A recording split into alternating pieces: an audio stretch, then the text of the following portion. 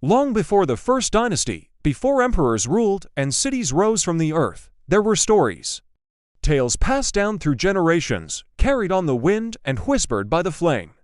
In these ancient stories, one figure stands above all others, Huangdi, the Yellow Emperor. He was the one who battled chaos itself, who tamed the raging rivers, and laid the very foundations of what would one day be called China. This is not just a story of the past, it's the story of how a civilization was born from myth.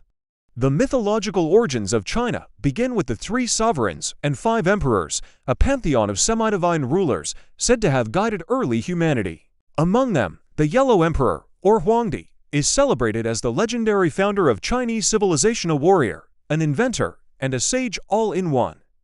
According to legend, he reigned more than 4,000 years ago, uniting the scattered, warring tribes of the fertile Yellow River Valley. His innovations were monumental, creating the very fabric of society. He is credited with inventing the compass to navigate the wild lands, pioneering medicine to heal the sick, creating the calendar to track the seasons, and even establishing the earliest form of government. Each invention was a step away from chaos and towards order. He gave structure to a world that had none. As the old saying attributed to him goes, under heaven, all is one family. This idea of unity would echo through millennia.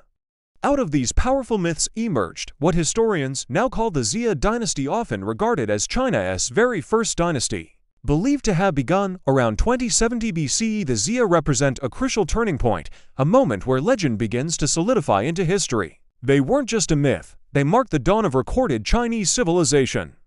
Archaeological sites like Erlitou offer tantalizing glimpses into this lost world.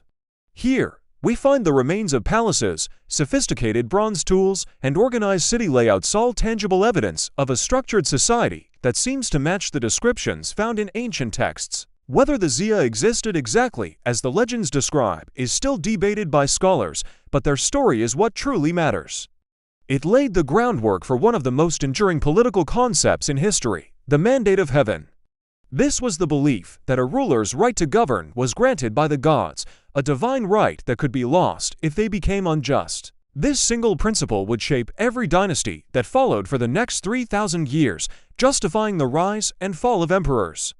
But these ancient legends were never just simple stories. They were a mirror reflecting the core values of the Chinese worldview. First, the value of order over chaos, the civilizing force taming the wild. Second, the importance of unity under heaven, the idea that a single, harmonious nation is the ideal state. And third, the belief in wisdom over brute strength, that true leadership comes from intelligence and virtue, not just power. The tale of the Yellow Emperor wasn't just about a great ruler.